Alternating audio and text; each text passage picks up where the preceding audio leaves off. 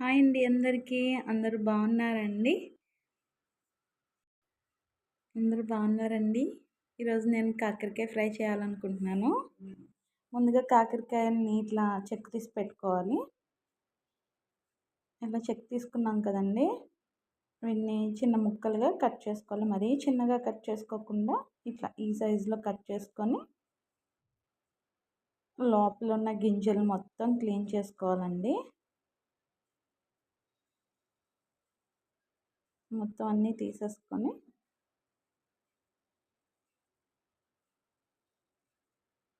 ఇలా మిగతావన్నీ కూడా తీసేసుకోవాలి.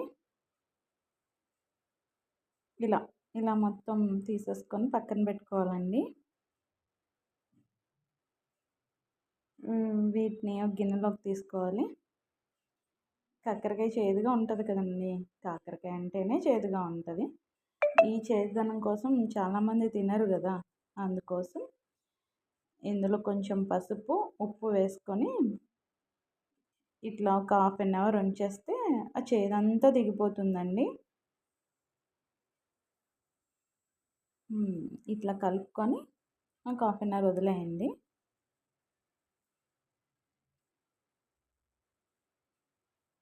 గ్యాస్ వెలిగించి బాండీ పెట్టుకొని ఒక 2 స్పూన్లు ఆయిల్ వేసుకోండి. పల్లీలు, శనగపప్పు, మినప్పప్పు ఒక స్పూను, పల్లీలు అయితే 2 స్పూన్లు, కన్నమయ్య ఒక స్పూన్ వేసుకొని ఫ్రై చేసుకోవాలండి. ఇవి ఫ్రై చేసుకొని ఒక జార్లోకి తీసుకోండి. ఇందులోనే జీలకర్ర, వెల్లుల్లిపాయలు, 2 పెద్ద సైజు ఉల్లిపాయలండి. వీటిని మెత్తగా గ్రైండ్ చేసుకోవాలి.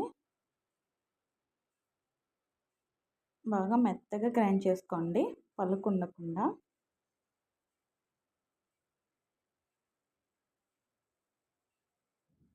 దీంట్లోనే కారం ఒక 4 స్పూన్లు, నేనైతే 4 స్పూన్లు వేస్తానండి. మీకు టేస్ట్కి కారం ఎక్కువనే పడుతుందండి కాకరకాయలో. ఒక 4 స్పూన్ల కారం, చిటికెడు పసుపు, ఒక హాఫ్ స్పూన్ ఉప్పు. ఇందాక అందులో వేసాం కదండి, అందుకని చూసుకొని వేసుకోండి. దీన్ని మెత్తగా పేస్ట్ చేసుకోవాలి.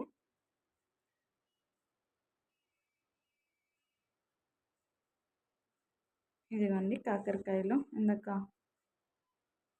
నానబెట్టుకున్నాం కదండి, అవే వాటర్ మొత్తం పిండేసుకొని సైడ్కి పెట్టుకోండి. చేదంతా పోతుంది మ్యాక్సిమం. ఇది ఆయిల్లో ఫ్రై చేసుకోవాలి. ఒక 70% అలా ఫ్రై చేసుకోండి.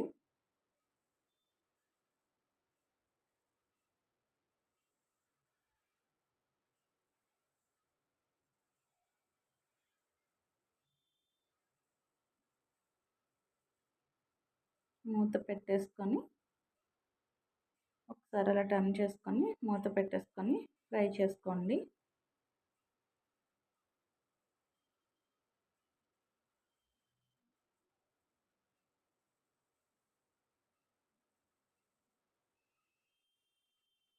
ఇదిగోండి ఇలా 2 వైపులా టర్న్ చేసుకుంటూ ఫ్రై చేసుకోండి. మూత పెడితే కొంచెం మెత్తగా అవుతుంది. ఇదిగోండి ఇట్లా ఇంకొంచెం ఫ్రై అయితే బాగుంటుంది. ఇంకొక 5 మినిట్స్ అట్లా ఫ్రై చేసుకోండి. ఈ కాకరకాయ ఫ్రై కొంచెం టైం పడుతుందండి, మెల్లిగానే చేసుకోండి. అట్లా టైం పట్టే కొద్దీ టేస్ట్ చాలా బాగుంటుంది. ఇదిగోండి అయిపోయింది. ఈ ఫ్రై మొత్తం సిమ్లోనే చేసుకోండి.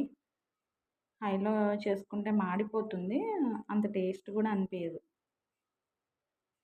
ఫ్రై అయిపోయినాయండి, తీసేద్దాం. ఇప్పుడు ఇందులో స్టఫ్ చేసుకుందామండి. ఇందాక పేస్ట్ చేసుకున్నాం కదా, ఆ పేస్ట్ మొత్తం ఇందులోకి స్టఫింగ్ చేసుకుందాం. ఇట్లా స్టఫ్ చేసుకొని పక్కన పెట్టుకుందామండి. ఇలా మిగతావన్నిటిలో కూడా ఇట్లానే మొత్తం అంతా స్టఫ్ చేసేసుకోవడమే.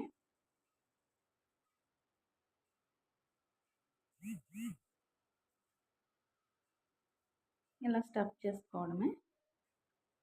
ఈ ఫ్రైలో కొంచెం ఆయిల్ ఎక్కువే పడుతుందండి. మీ దగ్గర ఉంటే పప్పు నూనె అంటాం కదా! అదే నువ్వుల నూనె అండి. అది వేసుకుంటే టేస్ట్ చాలా బావుంటుంది. కరివేపాకు వేసుకున్నామండి. కొంచెం ఎక్కువ వేసుకోండి బావుంటుంది. ఇందులో స్టఫ్ చేసినవి వేసేసుకుందాము.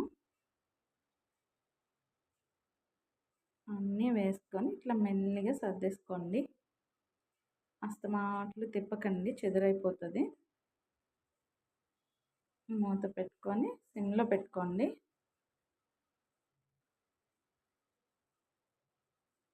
మెల్లిగా ఒకవైపు టర్న్ చేసుకుంటూ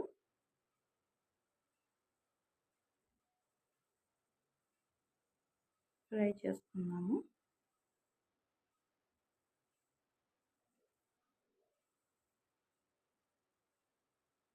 ఇందాక కొంచెం మిగిలిన పేస్ట్ ఉందండి, అది కూడా వేసేసి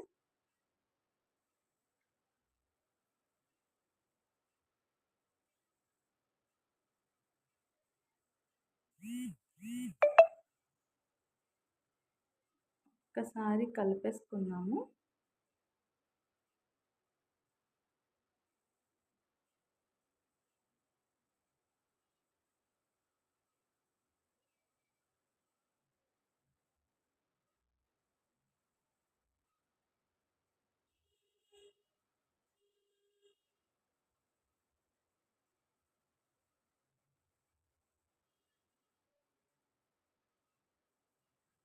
కలిపేసుకొని ఇలా మూత పెట్టేసుకుందామండి.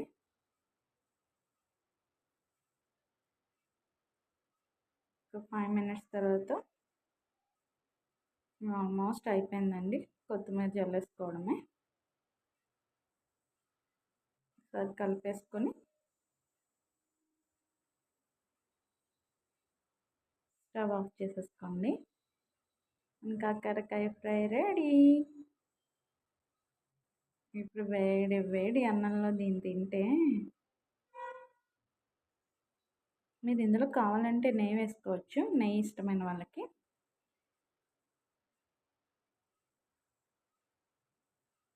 చాలా అంటే చాలా బాగుంటుందండి. తప్పకుండా ట్రై చేయండి.